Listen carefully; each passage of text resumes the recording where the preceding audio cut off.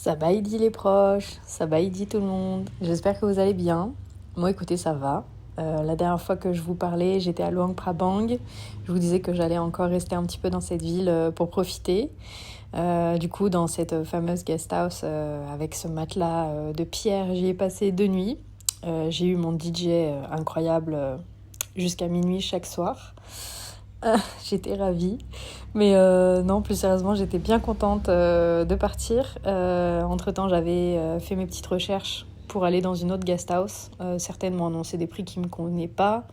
D'autres étaient complètes. Et au final, j'ai trouvé une petite guest house avec une dame très gentille qui parlait pas un mot d'anglais. Donc on a parlé en langage des signes, mais je me suis fait comprendre. J'ai demandé si elle avait de la place pour 2 nuits.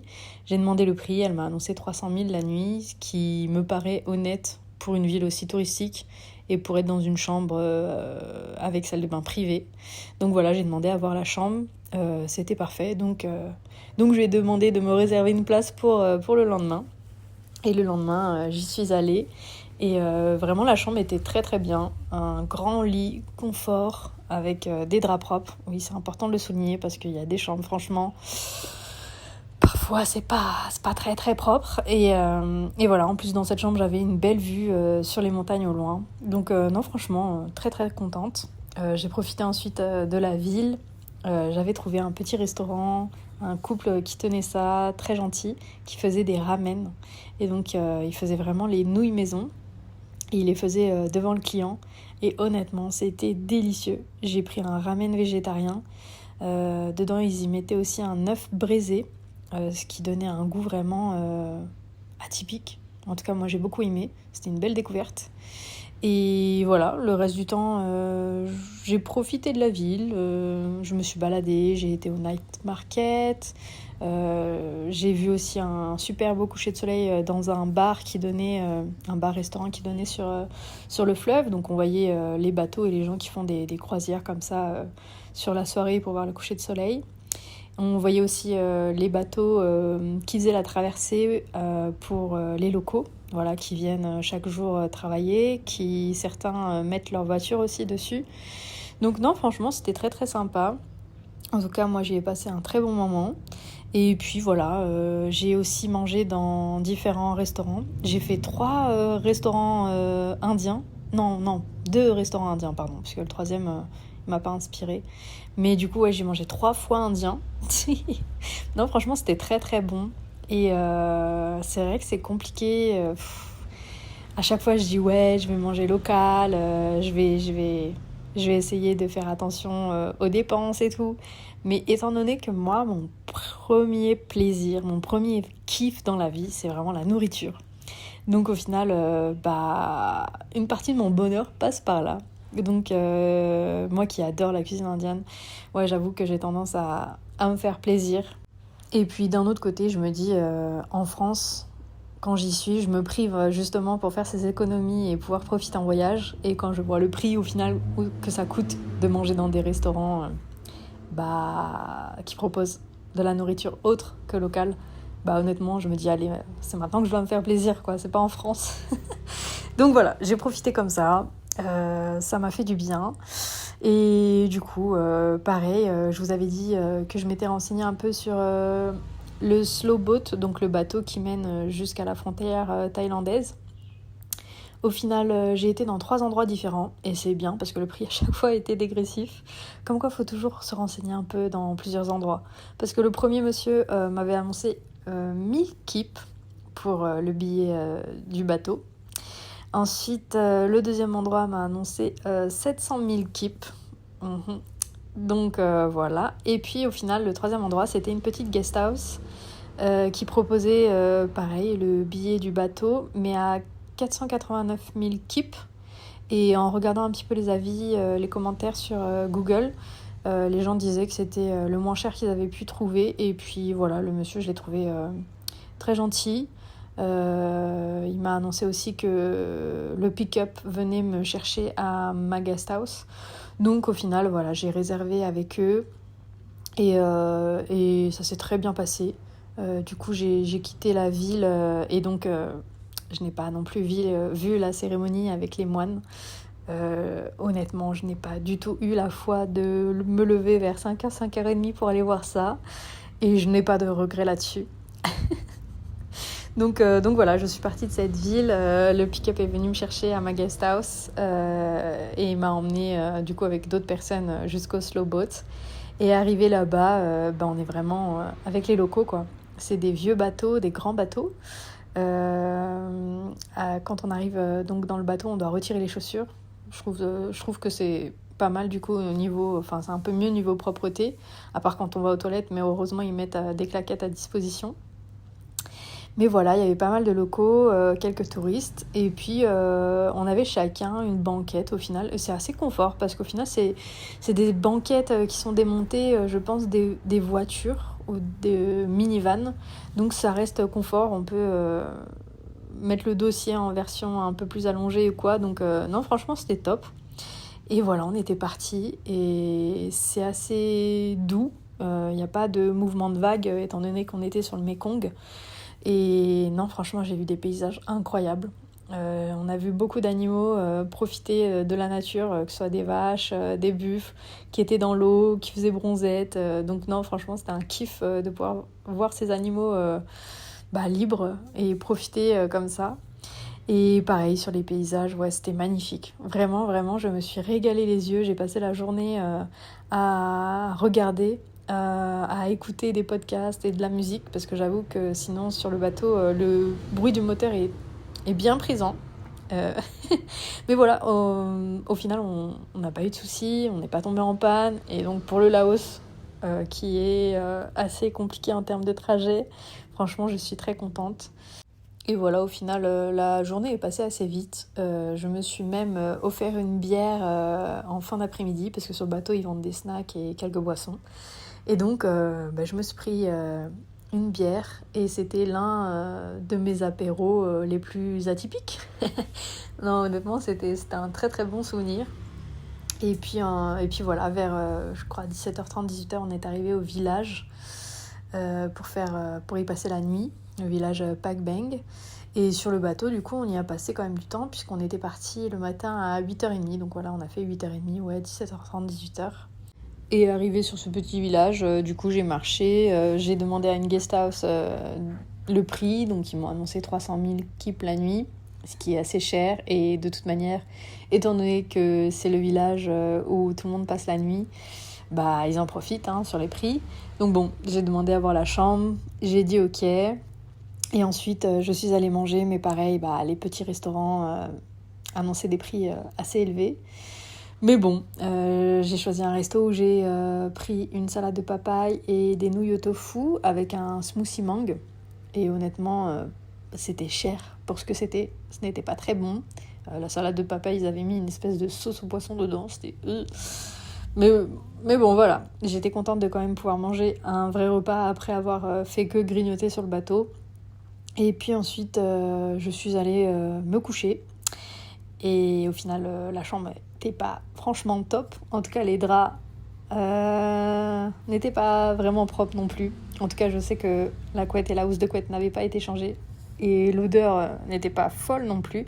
Bref, c'était pas une expérience super. Mais pourtant, j'ai dormi comme une masse.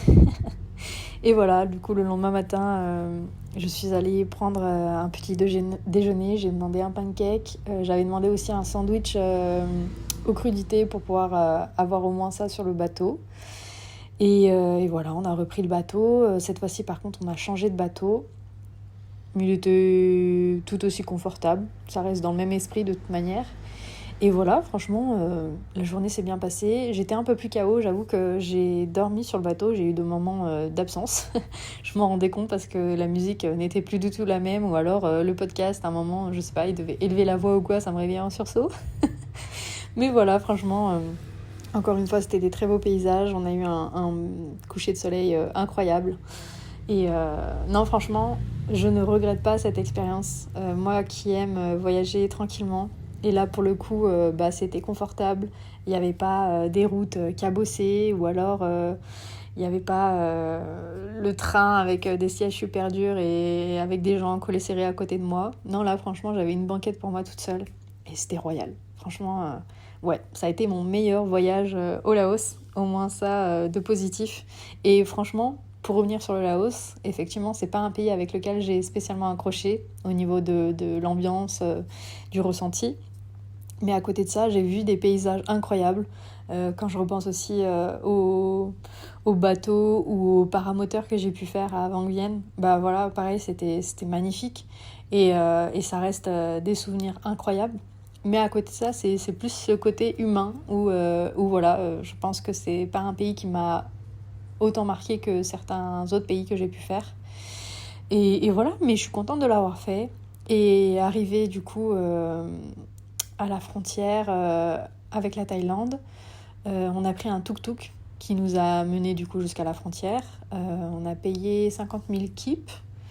On est arrivé à la frontière, il devait être 18h30, 19h. Et donc on a donné nos passeports pour avoir ce fameux tampon de sortie du territoire. Et là, quelle n'a pas été ma surprise? Le mec a demandé un billet à chacun. Et donc j'étais là, mais attends, on n'a pas à payer pour ça. Normalement, on a payé nos visas d'entrée. Pourquoi payer pour la sortie? Et du coup, quand c'était mon tour, je lui ai dit mais pourquoi? Je comprends pas pourquoi on doit payer. Et donc, il m'a dit il est tard, on n'est pas censé être ouvert. Et là, j'ai dit ouais, vraiment, ce pays, c'est triste, hein, mais ça me laisse un mauvais dernier souvenir. Donc au début, j'ai dit non, je comprends pas pourquoi on doit payer. Donc au final, il a retenu entre guillemets en otage mon passeport. Il m'a dit ok, mets-toi sur le côté. Et il a fait passer les autres et tout et tout. Et franchement, ça m'a gavé, ça m'a énervé. Honnêtement, j'ai insulté dans ma tête. Je me suis dit, c'est dommage d'être dans une telle corruption. Et puis les autres, pareil, du coup, ils donnent le billet et voilà, ils passent, ils s'en foutent. Donc bon, ils demandaient soit 30 000 kips, soit 40 bahts, donc ce qui équivaut à peu près à 1 euro.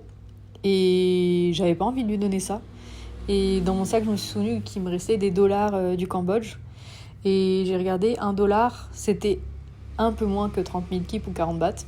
Et du coup, je suis retournée le voir. Et je lui ai dit, ouais, je peux avoir mon passeport? Il m'a dit, la monnaie? J'ai dit, ah, le bâtard.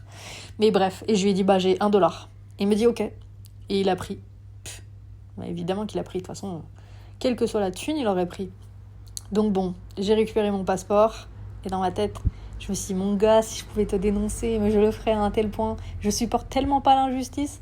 Mais bref, honnêtement, je suis passée et j'ai fait un énorme chip. Mais c'était inconscient. Je me suis dit, merde, je vais avoir des problèmes, vraiment.